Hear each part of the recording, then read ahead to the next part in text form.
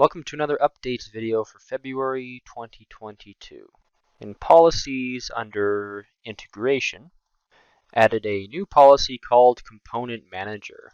This allows for updating or installing integrations into the employee tracker system. The Humanity integration policy now has an option, Deduct Breaks, in the Timesheets import.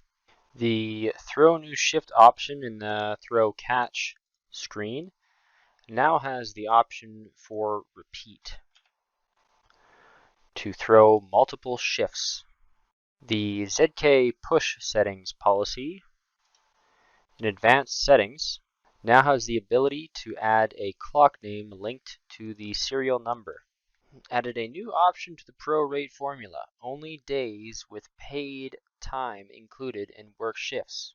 This will only include paid absences rather than absences without any paid time.